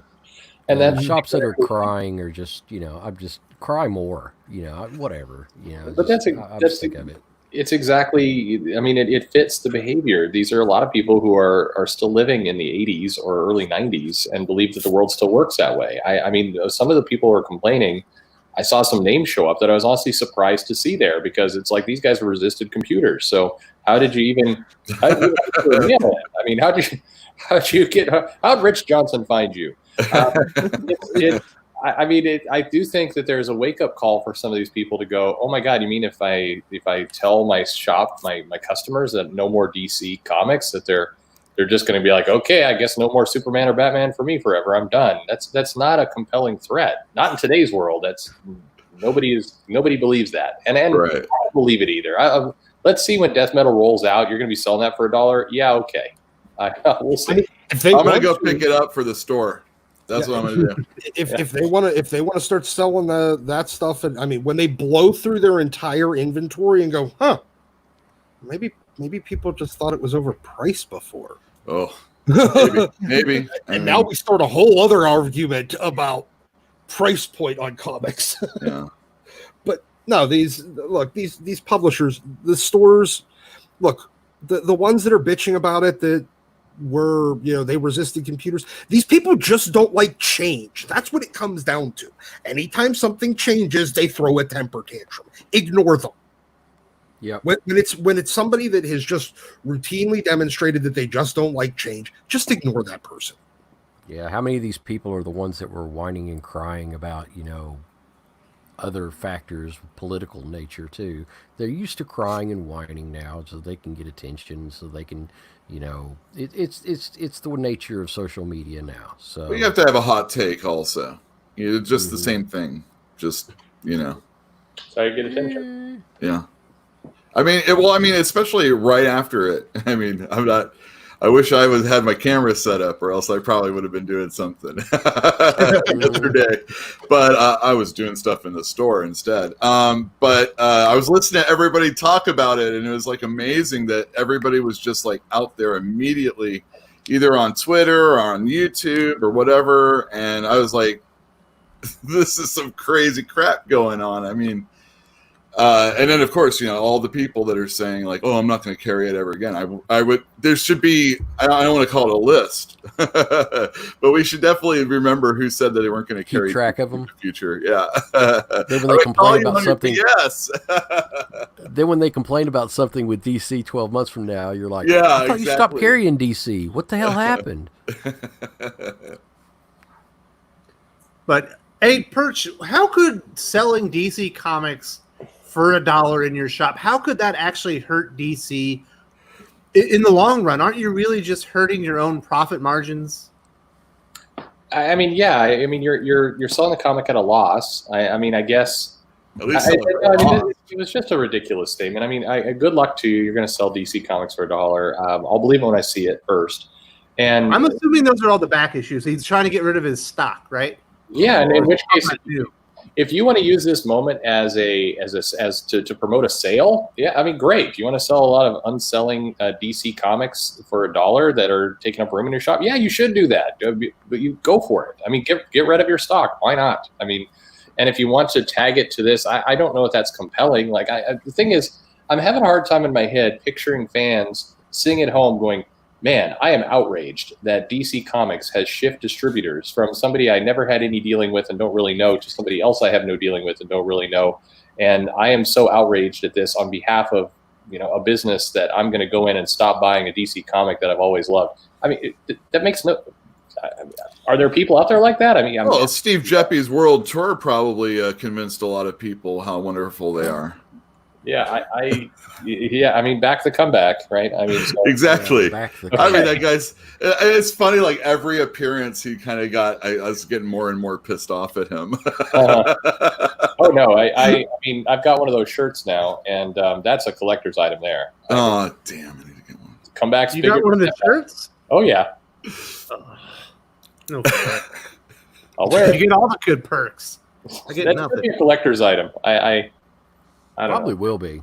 There will have to be another moment. There's going to have to be back the next comeback. It was bigger than the previous comeback. That's when DC actually lets Diamond ship their stuff again. Yeah. Be back the next comeback. I don't know. This is into of course gossip territory again, but from what I've heard, third hand, like from somebody who knew somebody, that the questions that were asked from Diamond to DC were pretty bullish. Like, so when are you going to kick these other people out, and when are you going to, are you going to be using them for 3 months, 6 months?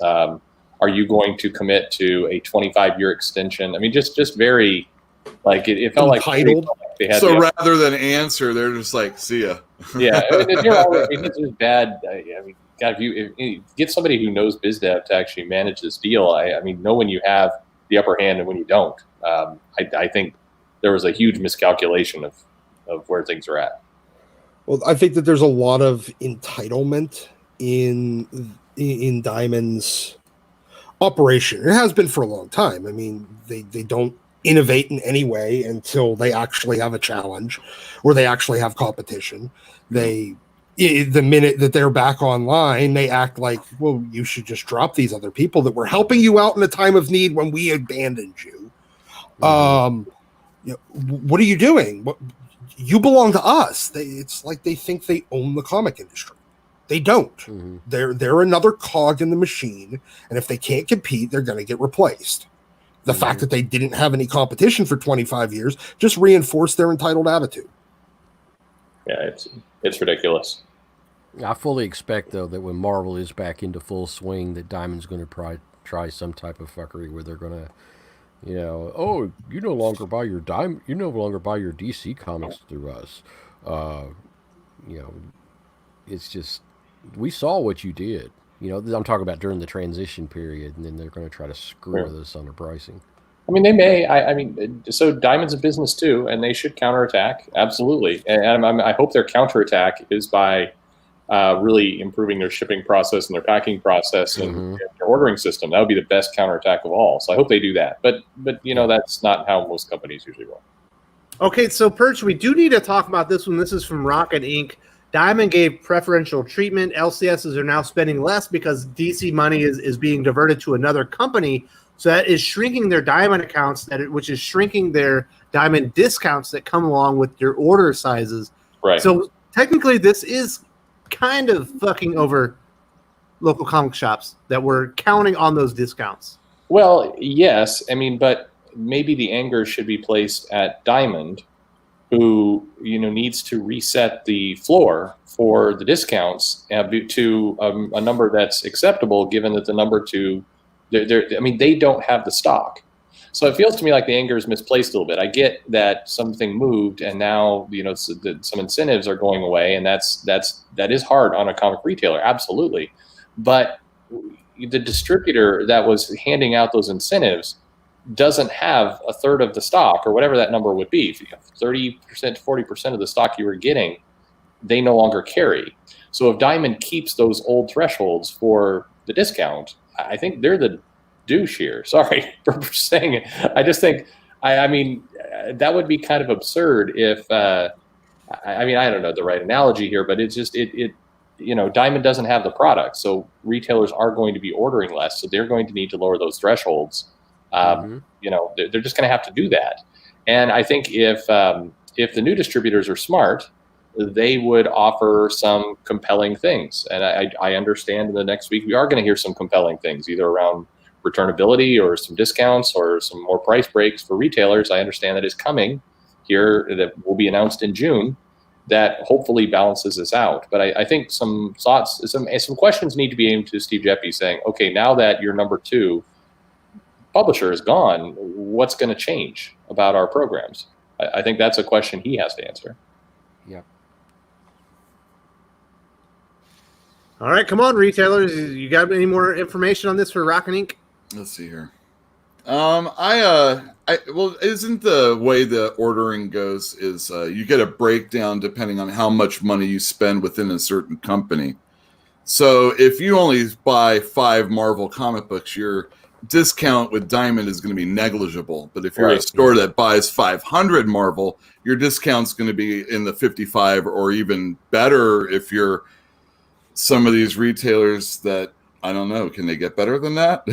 I mean, we're largely a Marvel shop anyway. My shop, right? Well, I mean, Marvel anyway. So it's like, it's Marvel. DC was only like maybe 20% of my order most of the time, 15 to 20%.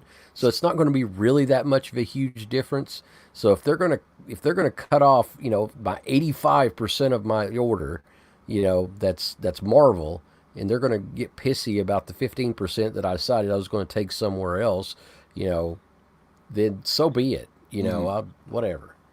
It's yeah, just I mean, ridiculous. I don't know what Lunar's doing as far as the discount. I assume it's going to be somewhat, it's going to be probably a little bit worse than what I normally get, or they pass it on in the shipping. Either way, I'm looking forward to good product finally. So, and then I'll still order the same amount. The thing is that in this world, we're not actually buying in mass quantity. So if the store down the street isn't going to buy DC, I definitely say come to me, because I will. But I'm not ordering like I used to, because I don't know when people are leaving the house anymore or even carrying. And if you want that Batman 94 and your store ain't carrying it, you can come over, but you better let me know ahead of time if that happens. I was already ordering from Midtown anyway, because half the time the comics, when they arrive damaged and beat to hell, I was just going ahead and ordering from Midtown, because I was like, this is going to take 2 to 3 weeks to get here. I'm going to go ahead and bite the bullet, lose a little bit of money, and how can you help me? In Midtown, be like, well, we'll give you a further discount. And this was before they were distributing DC. This is also including Marvel books. They're like, okay, we'll slash you a discount on this. We'll send you the 15 replacement books, and we'll see what we can do. And they will work with. They worked with me a lot of times, and all the time actually. So it doesn't shock me one little bit that that's not the way I put it. It would not surprise me that Midtown in particular would be flexible and work with people. You just have to actually talk to them. Mm-hmm. So, kind of looking back on things, we have seen that this was an inevitability or was in the works, Dylan.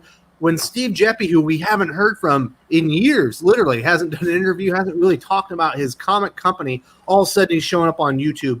He's doing interviews with Newsarama. He's talking to the guys over at ICV2.com, kind of trying to get the word out, kind of, maybe present his argument and talk about his side of the story, that obviously something was happening behind the scenes between them and DC Comics. Yeah, I think it's pretty funny that, like you're saying, you haven't seen this guy for years, and all of a sudden he comes out of nowhere. He's like, yeah, things are great, never been better, everything's going fine. No danger of anything happening, just trying to reassure people and just put up this facade. So I feel like, in hindsight, looking back at that, it's like, okay, it was kind of obvious that something was going on, considering this guy just came out of the woodwork and was like, yeah, everything's good. Yeah, there's a lot of tension there. You could tell he was not happy with DC Comics, Yule. And you said when you were watching those interviews that he was becoming less and less, what would you say, likable? Likable, yeah. His first, Dan Shaheen interview with all the retailers? Yeah. Those retailers were pretty softball-y also. And only the live chat really was active. He was likable. He came across as a guy like, oh, you know what? This guy is one of us, is basically it.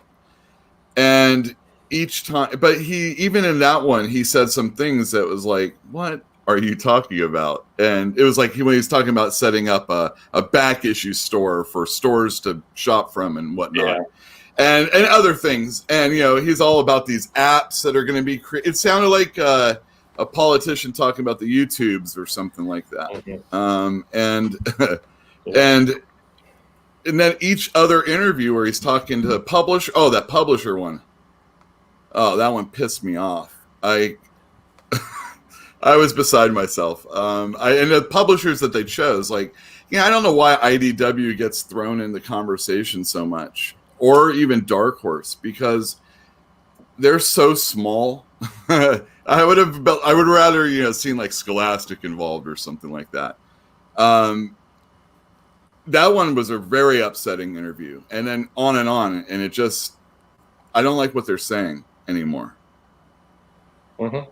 It had a decline. I was with you. It definitely did, and I think it was interesting because I was saying at the time I did on Western Channel and my own both that the desperation felt like you protest too much kind of mode, and then that interview came out on Newsarama where it was like, will Lunar actually stick with things? Because they were saying, well, we'll see what the future holds. And a lot of people were like, aha, this is proof it's temporary. They're going to go back to Diamond, everything else. And I remember being on this channel and saying at the time that, you know, I think something else is going on. When you're doing contract discussions, when you're looking to expand, you generally don't go out on social media and interviews unless you're an idiot and start saying, oh yeah, we're in the midst of a 11th hour negotiation to be a sole distributor.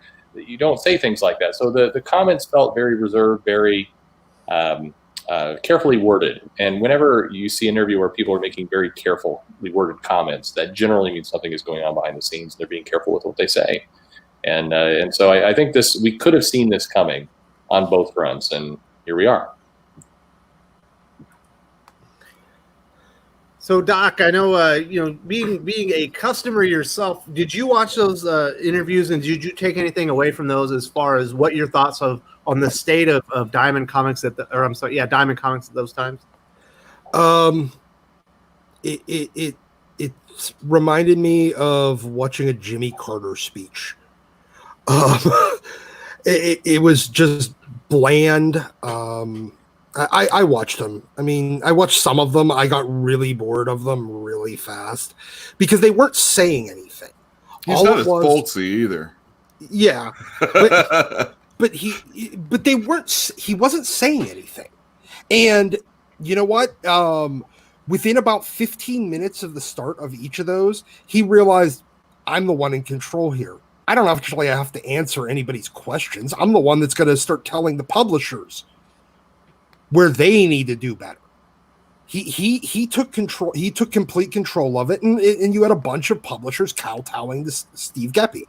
And you know what? That's fine, but it just showed the arrogance of the company, thinking that we're in control. We have nothing. We have nothing to worry about. You're not going anywhere. You need us more than we need you. And that's the feeling that I got from watching most of those. Yeah, you know, he was putting him in his place. Yeah. I think.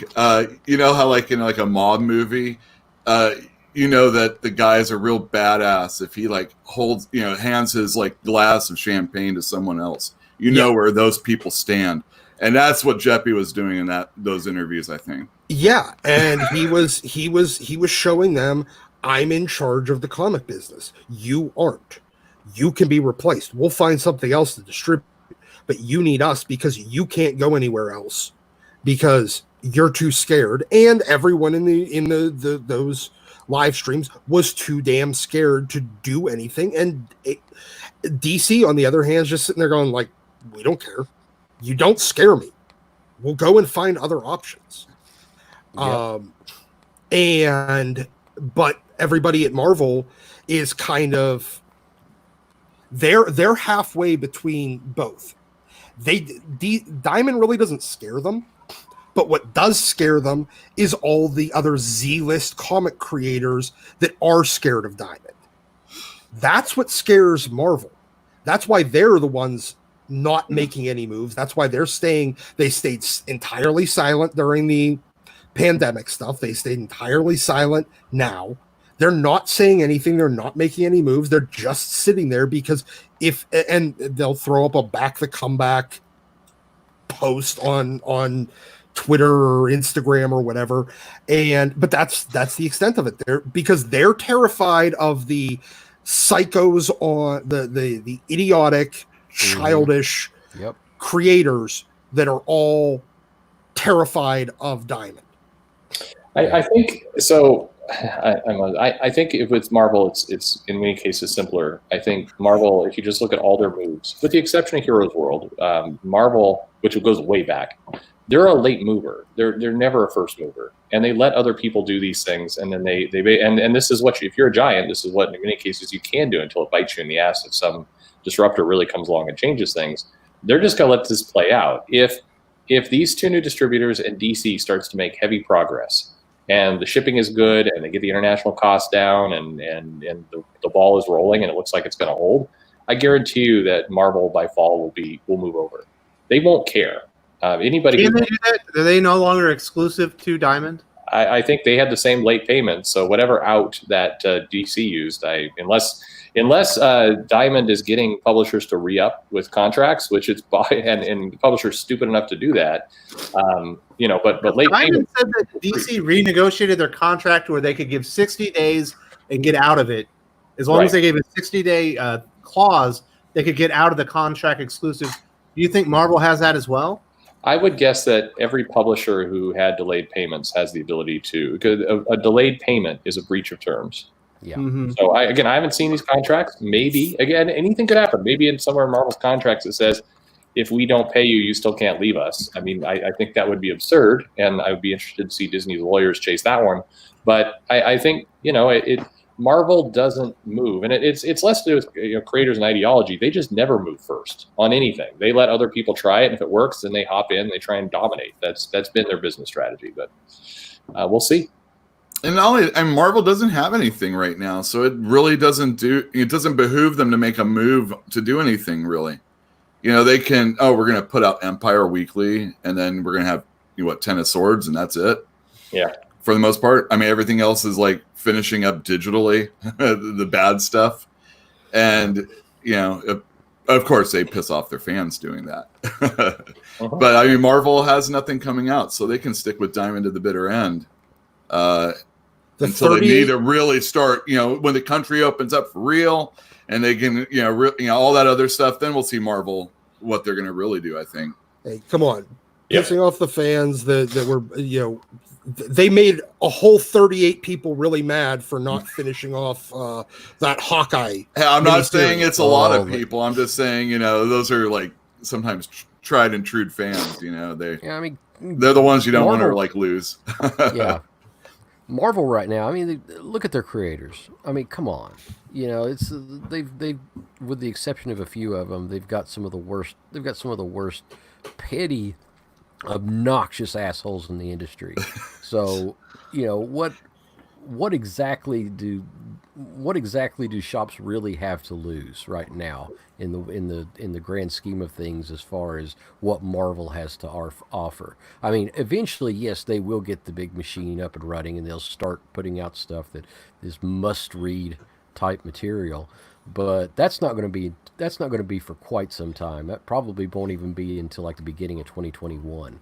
So, they have plenty of time to make a decision and see how this is going to flesh out. Yeah, I just think that DC's the one that just said, we don't have to, you're not in charge. You need us. We do need you. But if you're not going to show any mutual respect, we'll leave you. And that's what they did. They just had to be willing to walk away from the table. So they did. Because Steve seems to think, I mean, he's a very charming guy for the most part, but he also knows how to read a room and knows how to read those publishers. And watching those interviews, he had every one of those publishers bending over and kissing his ring. Eating out of the palm of his hand is where I would put it. Yeah. Every single one of them. And I'm sitting there going like, wait, isn't he the one supposed to be proving something to you? Yeah. What the hell happened in this interview? Well, we're linked up with the largest bank in America, and blah blah blah. We're solvent, but we're just not going to pay you for a while. Yeah, well, and I didn't see a single one of those companies, those publishers, asking him a single challenging question. And I mean, Fantagraphics doesn't care about Diamond, really. No, Fantagraphics doesn't. But Dark Horse should. IDW should. Who was the other one that was in there? Was Boom in there? I think. Boom. Yeah. Boom. Boom. I mean, they do, but their graphic. Whatever. That was ridiculous. We've said that. I mean, I've said that. But yeah, it was absurd to watch, and I realized that 5 minutes in, I'm like, wow. All these people. We do need to talk about the one last thing. I actually had all these comments we were going to cover one by one, but we've actually tackled them all in different parts because we have the wonderful chats that we've had, the super chats and whatnot. So if we didn't get to say your name specifically with the comment, I hope that we covered everything that you were looking for specifically. But I do want to cover this last one because I think this has probably been the weirdest piece of disinformation that we've received. That essentially, didn't Marvel do this years ago, creating its own direct market delivery? I think they did, and it didn't go all that well. This is from Irish Texan, where there's this like one-to-one equivalency to what Marvel did in acquiring Heroes World, which was a local distributor, and just deciding that they were going to be nationwide. In comparison, what DC has done, bringing on 2 new distributors online that have already done distribution on a smaller level as far as back orders and things like that, but then also bringing them on a little bit more slowly, making them prove themselves before they went fully on board there. Perch, I know you wanted to talk about this earlier. Is it a one-to-one equivalency, or is it completely different circumstances? No, it's entirely different. With the Heroes World, which a lot of people hear about, Marvel owned. They bought Heroes World, and they tried to distribute themselves directly. They're a comics publisher, and they decided to get into the distribution business. That's in no way bears any resemblance to what's happening here. Midtown and DCBS are not owned by DC. They're not controlled by DC. I mean, based on filings and other things, DC is not funneling them money on the side, and they're separate entities that are distributors. They're retailers and distributors. That's their business. So it's completely different. I think DC is not creating its own direct market delivery. DC is switching distributors. There's a huge difference there. I think nothing with DCBS and Midtown suggests that they're going to only carry DC and nothing else. There's no exclusivity here. There's nothing like that. So it's just a dumb argument. It's not accurate. And when I see things like that, especially from retailers, I always think, yikes, are you, do you know your business? I mean, I think as a retailer, you should know this story, at least somewhat. And if not, go to Wikipedia before you start running your mouth. It's there in like 2 paragraphs. This has been a very, very strange analogy people make to Heroes World because it does not fit. No, it's almost the opposite. Almost the opposite of what Marvel did.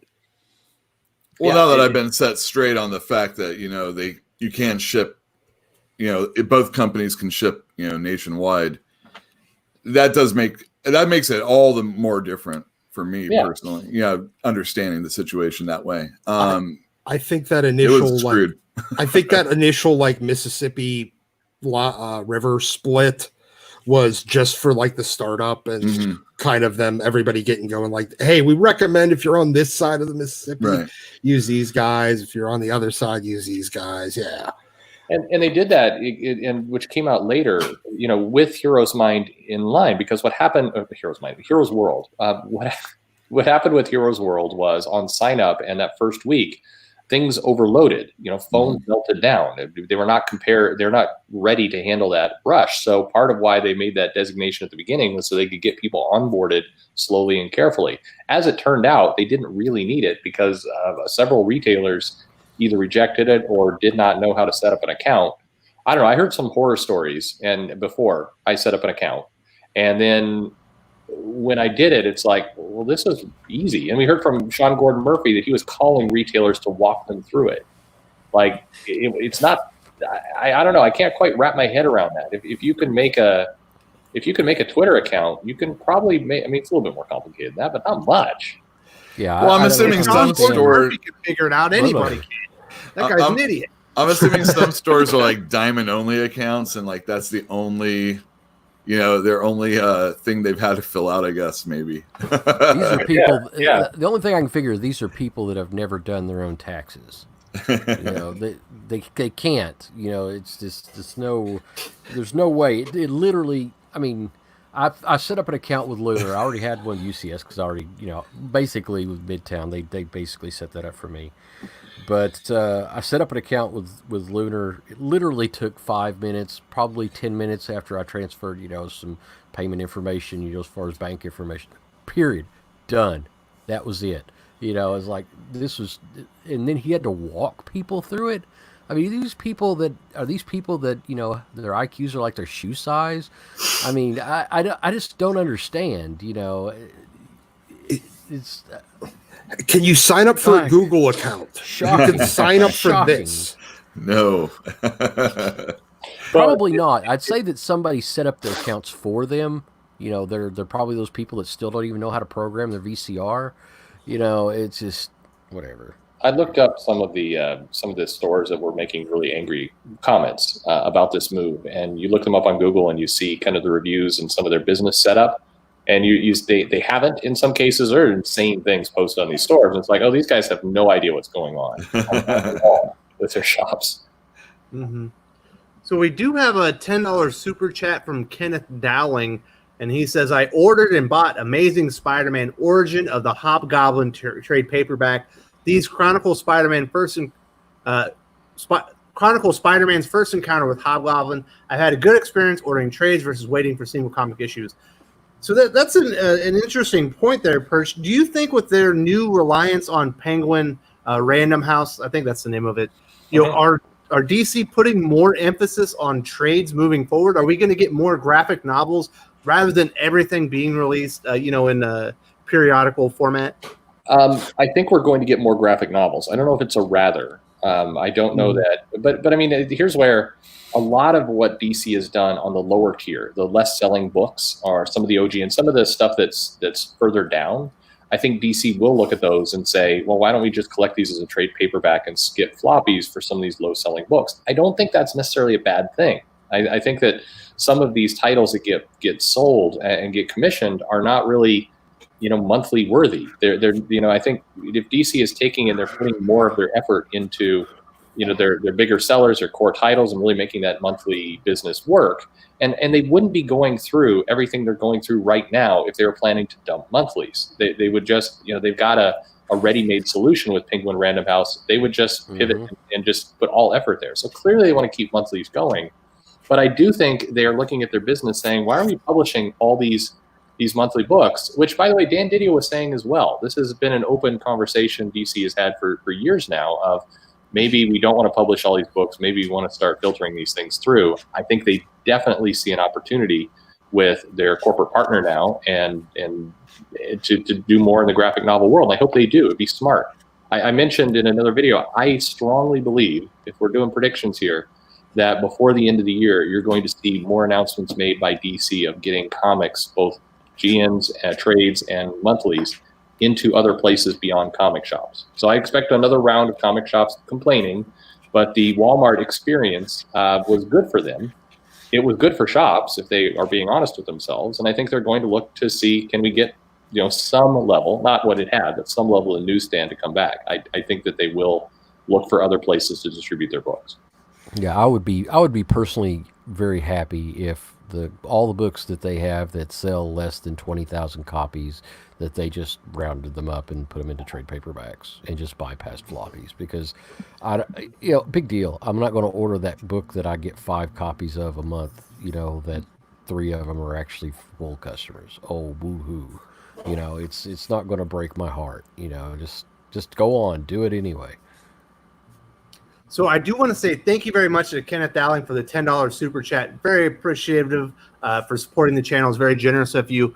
We do have a point from Sci-Fi for Me TV, which is a good point. How many of these retailers are sucking up to Diamond? We're complaining about them over the years, and we could probably just change that to complaining about them a few weeks ago.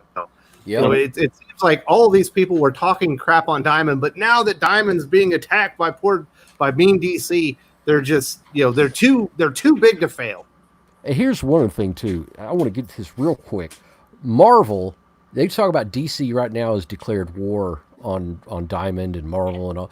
Marvel declared war years ago by stuffing the shelves with every single penny ante title they could possibly think of, putting out 130 damn books a month, keeping the wall completely exclusively to themselves in every single comic book shop that I've ever been to. So they have no room to talk about anybody declaring war when they decided to basically push DC out of every single retail space that they possibly could just by overwhelming retailers in the first place. So they can piss right off. Anyway, go ahead. Sorry. And you feel you need to get those too. That those fans are out there and they're going to want it. That it's very difficult to order Marvel. It's such people don't know that when we go through the order and we're done with it. It's usually right around the time the new one comes out. And it's such a monumental task to go through that entire book. And, Diamond doesn't have to accept things. They could, they don't, if you're a smaller publisher, they might not, they might not carry it, or at least they used to not carry it if there was like a threshold that wasn't met. Yep. So why aren't they doing that now? Or has it gotten so low that anything goes now? They're still doing it. I mean, these things are still in place. I mean, people are going to have to change their business. We'll see over the next 3 weeks where things roll out. If I'm Diamond, I'm going to really take stock of how this happened. I would not fall into the ego stroke of, they screwed us. How dare they go against the dawn? And I would actually look at how I improve my business and set myself up to be the person who gets to laugh in 2 years when DC comes crawling back. That would be my goal. If I'm Midtown or Lunar, and if I'm Discount Comic Book, if I have the other publishers or the other distributors, right now I'm making every other publisher aware that my ecosystem is friendly. It's good. You can get your stuff in here. We're going to treat you well. We're actually going to have a reasonable indie strategy that's going to give you more exposure you've been asking for Diamond, haven't gotten it. And for retailers, I'm going to say I'm going to fight every day to get the cost down and get you to where you need to be and make ordering really easy. That's the competition I want to see happen. And hopefully that's what we get. So I do want to talk about another interesting comment from the chats before we kind of wrap this up. We're going to send this one over to Dylan. I'm solid. This wasn't obviously the original planned topic for the discussion, but this was late breaking news. But I do appreciate you for coming on, even though the retailers have kind of hogged a lot of the time from us. Tell me about it. So this is from Dorigo Duke, just catching the stream, starting back at the beginning. But for what it's worth, my LCS has to return its entire Diamond order this week, all damaged. So in effect, they are still getting no new comics this week because their entire Diamond comic order was damaged. Can you believe that, Dylan? Oh yeah, I can. It happens all the time. Like I said, right before this happened, like the entire, I'd say, month before the whole pandemic shut everything down, a lot of the books I got, like the corners were just bent. Like each week they were bent, and it was no fault of my shop. It was Diamond. They just kept sending them books where the corners were bent, and it sucked. There was nothing they could do about it. There was no competition then. It was just like, well, this is what we have to settle for. And now that things are better and there's actual competition, Diamond's kind of crying about it, and other people are crying about it. And it makes no sense to me because, like you were just talking about, you had all these shops complaining about Diamond. I've been to like over a dozen comic shops, and almost all of them that I've been to, I always hear them complain about Diamond. Always something about, oh, Diamond screws this up. I always get books damaged. And now there's an alternative. It's like, but wait, I was complaining, but I didn't actually want anyone to do anything about it. I don't understand. That's exactly right. Yeah, even my back the comeback letter that they put in with the order was mangled. It was like bent and mangled and warped, and I'm like, this is how they want to present this. I'm looking at it. They sent this comic, this crappy Scholastic comic for the Gotham High. They say, hey, here's a free comic. We want to be friends. And the comic was mangled, ticks down the spine. It looked like somebody wiped their ass with it. And I'm like, this is how they want to put the foot forward, their best foot forward right now.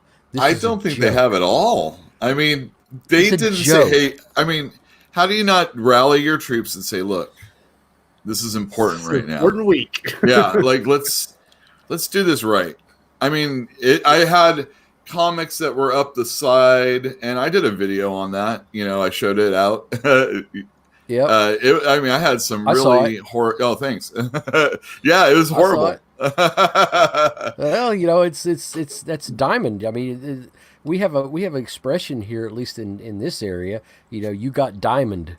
It's like, listen, this one poor guy's shop. He's a little tiny shop. He doesn't sell a lot of comics. He basically sells toys. But I got him. His Diamond order came in, and it was one of the first orders that he placed, and he was really happy. And he opened up the box, and just his face that was smiling, and he was all happy, just dissolved.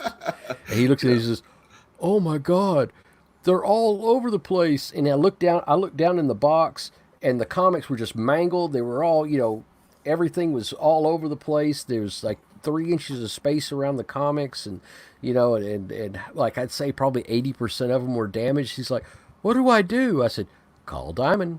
call customer service, get them on it. Maybe they can get you a shipment out for tomorrow. I said, but I wouldn't bank on it.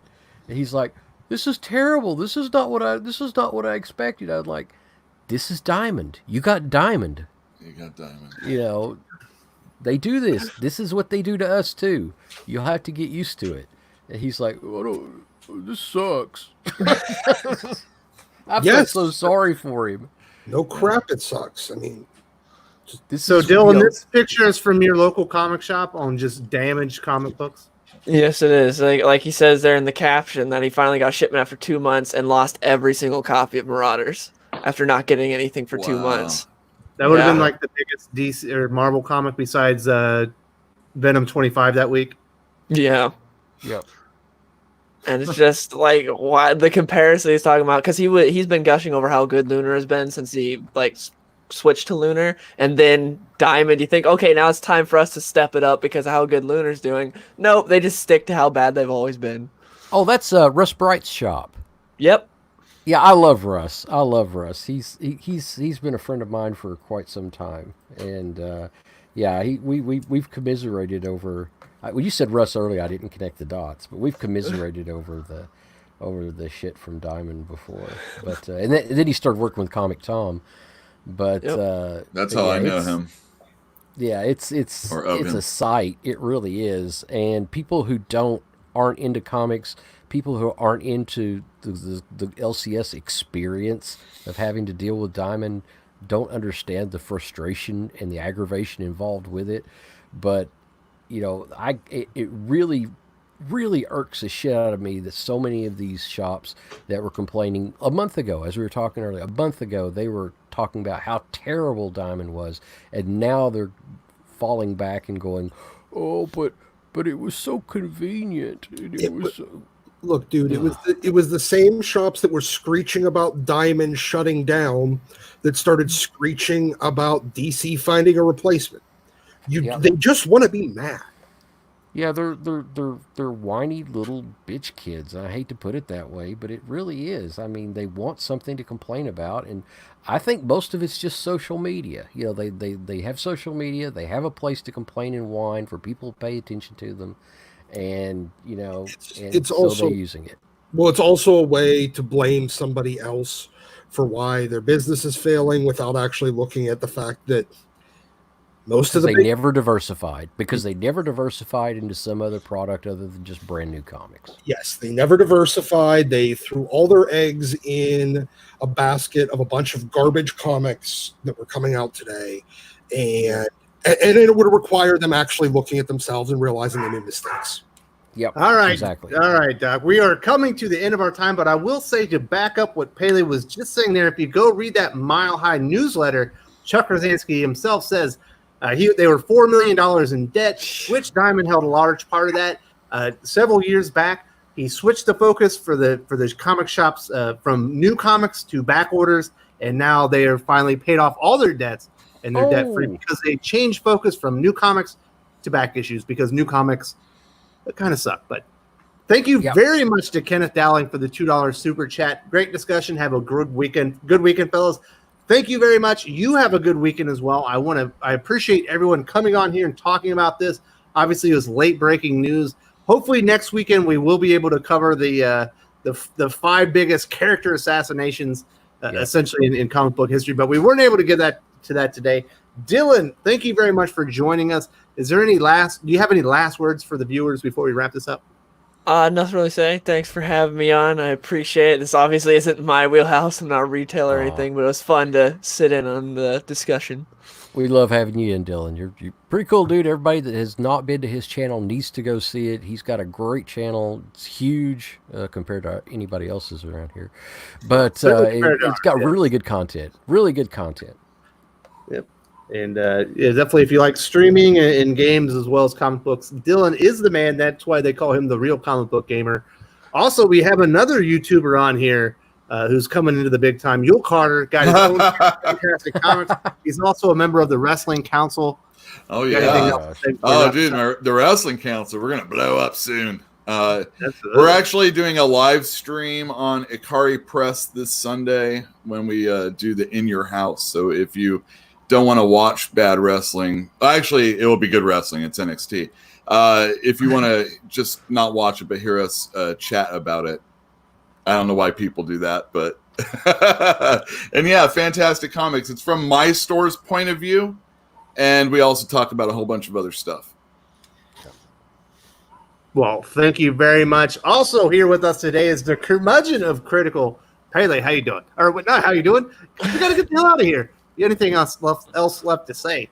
If you have any questions about back issues or collectible comics in general, I'm available on Twitter at @just_Pele. I talk about comics all the time, talk about collectible comics, what's hot, what's not, that kind of crap. But if you have anything as far as grading or anything like that, just shoot me a message and I'll get right back with you. Thank you very much. Also with us is the Doctor. And we're not going to discuss how you got that nickname because I think it's odd, and we don't want to get kicked off the air. No, you have wash anything your else to ass. say before we wrap this up? Yeah. Buy back issues. Buy lots of back issues, and then keep buying back issues when you're done with those back issues. Amen. Hallelujah. Yeah. Absolutely. Back issues is where it's at. And last but not least is the superstar himself, the best comic book YouTube channel in the entire YouTube sphere, in my opinion. Perch, thank you for joining us. Do you have anything else to say? Wow, that's just a bunch of nonsense. But thank you, and glad to be on here, talk about all this stuff, and we'll keep our heads. Complaining about comics is on brand for comics. So Yeah. it is what it is. Thank you to everyone who supported the channel with the super chats. We got a lot of them there, but we got it all out of the way. We actually covered everything that was in the outline that we were supposed to cover, just not in the order that we intended to, but we got all of our shit in, so I appreciate that. And thank you, everybody. Salamat Po. I'm out, and wash Wash your ass. That's right. There it is. There's the button.